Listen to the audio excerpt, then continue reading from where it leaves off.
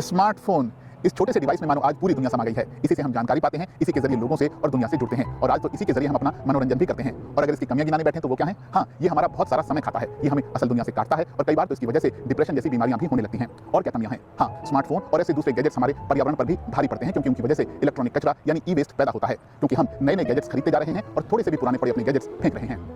क्या आपने कभी अपना टूटा स्मार्टफोन ठीक कराया है या उसकी जगह फटाफट नया फोन खरीद लिया? फोन को रिपेयर कराना मुश्किल है और यही दिक्कत है। दुनिया भर में हर साल 5 करोड़ मीट्रिक टन ई वेस्ट यानी इलेक्ट्रॉनिक कचरा पैदा होता है। ये हर सेकंड 1000 लैपटॉप कचरे में फेंकने के बराबर है। फिर भी टेक कंपनियां टूटे फोन को रिपेयर कराना मुश्किल और महंगा बना रही हैं। ये तरीका बिल्कुल सस्टेनेबल नहीं है और इसके पीछे स्मार्टफोन बनाने वाली कंपनियां हैं। लेकिन हम अपने फोन की बैटरी आसानी से क्यों नहीं बदल सकते? क्योंकि फोन बनाने वाली कंपनियां ऐसा नहीं चाहती। और बात यही नहीं रुकती, फोन खरीदने के 3-4 साल बाद ज्यादातर कंपनियां उसकी सिक्योरिटी और सॉफ्टवेयर अपडेट में आपकी ज्यादा मदद नहीं करती। पुराने पड़ चुके सॉफ्टवेयर में कोई सिर नहीं खपाता।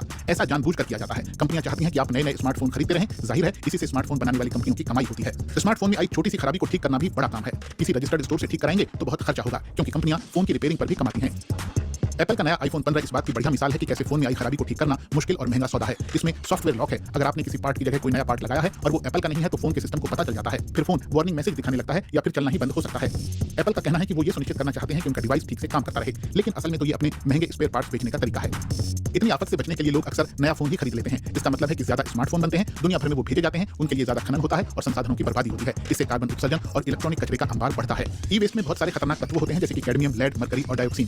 साथ ही सोना और दुर्लभ तत्वों जैसी कीमती धातुएं भी होती हैं। एक अनुमान के मुताबिक दुनिया में 2022 में 530 करोड़ मोबाइल फोन कचरे में फेंक दिए गए। अमेरिका में तो लोग औसतन 1.5 साल में अपना फोन बदल देते हैं। भारत में भी ऐसे लोगों की संख्या बढ़ती जा रही है। आपने भी अपने आसपास कुछ लोगों को देखा होगा जिन पर हमेशा नए नए फोन खरीदने का जुनून सवार रहता है। अगर ऐसा ही चलता रहा तो वर्ल्ड इकोनॉमिक फोरम का अनुमान है कि 2050 तक दुनिया भर में सालाना ई कचरा दोगुना होकर 12 करोड़ टन के आसपास पहुंच सकता है। जहां तक भारत की बात है तो वित्त वर्ष 2021-22 में कुल ई वेस्ट 16 लाख टन से ज्यादा रहा। इसकी वजह है नए नए गैजेट्स को लेकर हमारा लालच। अगर उसे हमने नहीं संभाला तो ई कचरे का ये पहाड़ बढ़ता ही जाएगा। नई खरीदने के बजाय खराब चीजों को ठीक कराने से पर्यावरण को फायदा होगा। पहले भी बहुत कोशिशें की गई हैं कि एप्पल, माइक्रोसॉफ्ट और अमेज़न जैसी कंपनियों को सस्टेनेबल प्रोडक्ट बनाने के लिए राजी किया जाए, लेकिन बड़ी टेक कंपनियों ने तो सांसदों पर लाखों डॉलर खर्च कर दिए ताकि वो रिपेयरिंग से जुड़े कानूनों का समर्थन न करें। कंपनियां रिपेयरिंग के विरोध में बहुत से कारण गिनाती हैं। पहला, वो कहती हैं कि रिपेयरिंग के अधिकार से उनकी बौद्धिक संपदा के अधिकार का हनन होगा। उनकी दूसरी चिंता है ग्राहकों की सुरक्षा। क्या होगा अगर डिवाइस को ठीक करते हुए लोगों को चोट लग जाए? कंपनियां ये भी दावा करती हैं कि डिवाइस की रिपेयरिंग से हैकिंग बढ़ सकती है। और आखिरी दलील है, घटिया रिपेयरिंग से कंपनी की रेपुटेशन खराब हो सकती है। रिपेयरिंग के अधिकार के समर्थक इन दलीलों को बेबुनियाद मानते हैं। वो कहते हैं कि कंपनियों को बस इस बात की चिंता है कि रिपेयरिंग से उनकी कमाई कम हो जाएगी।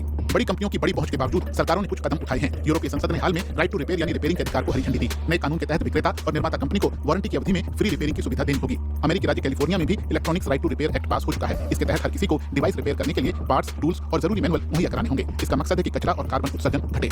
ये कोशिशें दमदार लगती हैं, लेकिन बड़ी कंपनियों से उनके अनसस्टेनेबल बिजनेस के तौर तरीकों को खत्म कराना इतना आसान नहीं है। अगर आप अपने खराब फोन को ठीक करना चाहते हैं तो i.fixit.com वेबसाइट आपकी मदद कर सकती है। आप अपनी बताइए, परेशानी से बचने के लिए आप भी नया गैजेट खरीदने के हिमायती हैं या पुराने को रिपेयर कराने के? कंपनियों को तो अपना कारोबार बढ़ाना है, इसलिए वो नए नए laptop, smartphone, video games, tablet और भी न जाने क्या क्या लाती रहेंगी और आपको ललचाती रहेंगी। लेकिन ये लालच आपकी जेब पर भी भारी पड़ रहा है और पर्यावरण के लिए भी खतरे बढ़ा रहा है, क्योंकि आमतौर पर नया डिवाइस खरीदने के बाद पुराना कचरे में ही जाता है और इससे ई वेस्ट बढ़ता चला जाता है। तो समाधान क्या है? समाधान यही है कि अपने डिवाइसेस को भरपूर इस्तेमाल कीजिए और अगर वो खराब हो जाए तो नया खरीदने से पहले ये एक बार जरूर कोशिश कीजिए कि क्या उसे ठीक कराया जा सकता है। अपने पर्यावरण की हिफाजत के लिए हमें इतना तो करना ही होगा। तो आज की वीडियो में बस इतना ही। वीडियो आपको कैसा लगा